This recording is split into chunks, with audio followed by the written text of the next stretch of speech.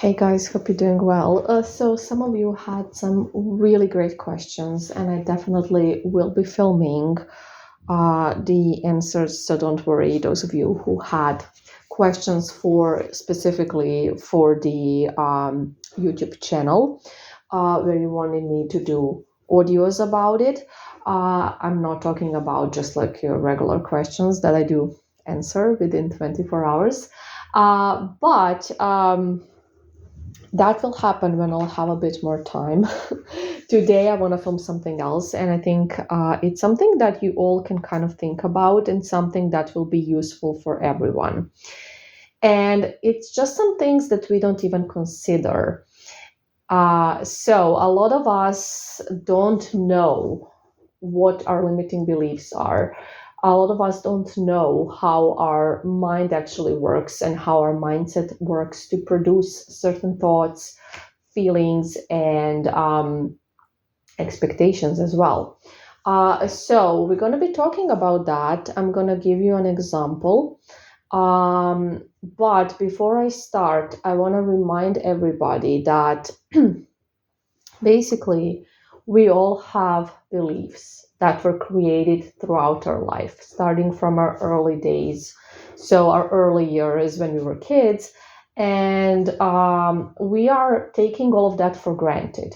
So, this is something that is happening subconsciously. So, it's an autopilot thing, and this is why we are not aware of anything of we are not aware of it basically until we actually start digging and start thinking about it.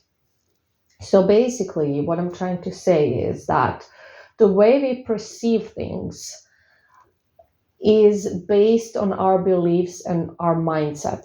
So, an event that happens, the same event can happen for like two different people, and one person is going to see the event completely different than the first person. So, I hope that makes sense. Basically, how we perceive what's going on is not necessarily reality, it's just based on our mindset. And I'm going to give you an example, and this is going to be a dream example, but it doesn't really matter. So the thing is that the example I'm going to give you happened with a dream for a friend of mine, and I also do coaching with this friend. So I have permission to speak about this, and I just asked her because I thought it was a good thing to talk about. And basically, this can happen in a dream or not in a dream. It's something that can happen like an actual thing. It's not something abstract that she dreamt of. So anyways, let's get into it so it will be a bit more clear for you guys. So this friend recently has received a message from her ex, and this was an ex from long ago. Like this friend is in her 50s, and basically, I think they dated when they were in their 30s or something. I'm not completely sure again about age. However, it was a really long ago, and I think they did have some contact over time, but it was just a little. Anyways, this ex divorced his wife recently, and he basically messaged her, and he wanted to get back together. And the first time they were together, the reason why they broke up was because she was very much anxiously attached, and she was a bit controlling and jealous and all of that. And so when this person reached out, she said no. And the reason why she said no, she didn't even know what the reason was. But basically, she hasn't seen him for a while, and it's like it was ages ago, like decades ago even. And I think that, obviously she lost interest. However, in our last coaching session, she told me that she had this dream where um, he kind of invited her friend um, for drinks. And I'm going to describe the dream a bit. So she dreamt that her friend texted her and she said, "So, hi, I had drinks with this person." And, she kind of wrote a text message where she kind of was describing how they went for drinks. And then in the last part of the text, she said, "He was telling me how much he wants to get back together with you." And the way she perceived this text in her dream was she just saw, okay, they were on a date. So he actually texted me and said he wants to get back together with me. And then he texted my friend and took her out for a date.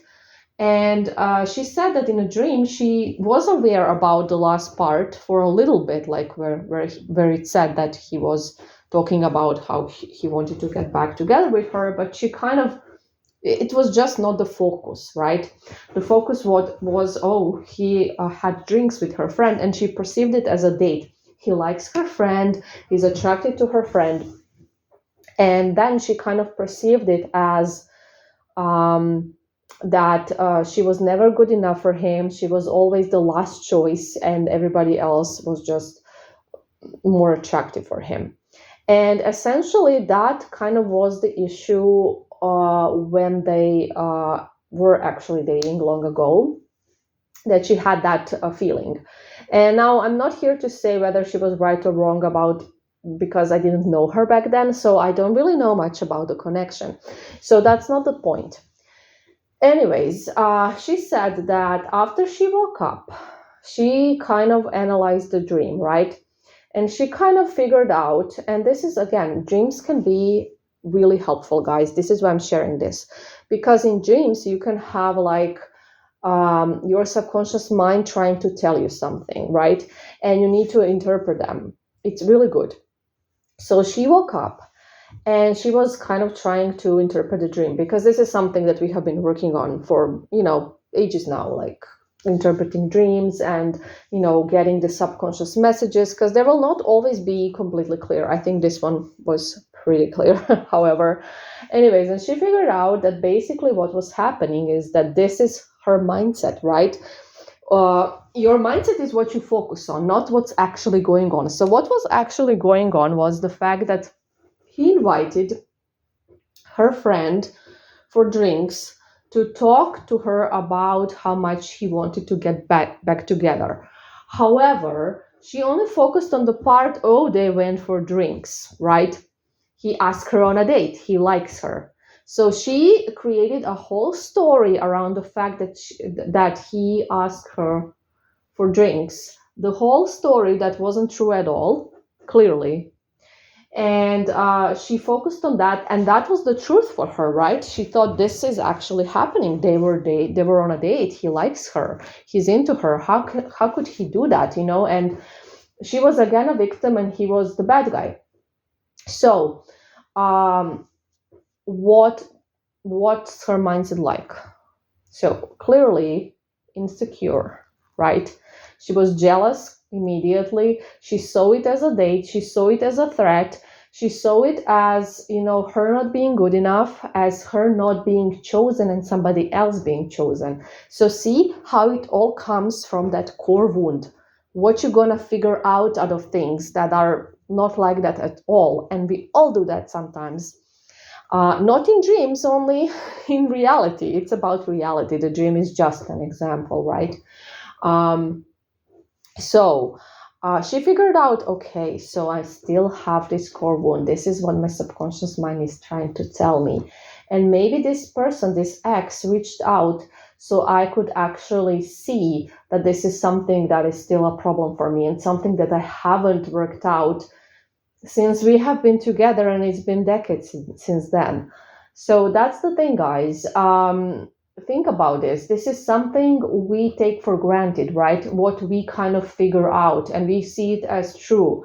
Somebody says something and we will focus only on the part of that sentence that is telling us that we are not chosen, we are not good enough. And we will not even see the other second part that is completely different than that. And we will always focus just on those things that bring out our insecurities. We will bring conclusions in a way, I guess that's the right term. I'm not sure, sorry. So we will come to conclusions in a way that is, based on our internal process and our thoughts. The thoughts that we have throughout the day about us, about other people, about how they treat us, all of that will come from that subconscious mind and will come from that core wound. And it's very important to become aware of it and to start tracking it. You see, for her, because we have been doing a lot of vibrational work, she's now receiving things through dreams where she can kind of very easily see, it just gives her like something, and then her mind goes to one thing, and then she kind of figures out, oh, okay, so yeah. So you can train your mind to do a lot of things, by the way, so much stuff. But the point is that you need to start tracking that. You need to start actually observing the situation like an outside observer, not from your own ego, not from your own insecurities, because we tend to do that. And we completely think that this is what's actually going on, and this is what this person is saying, this is what this person is doing to us.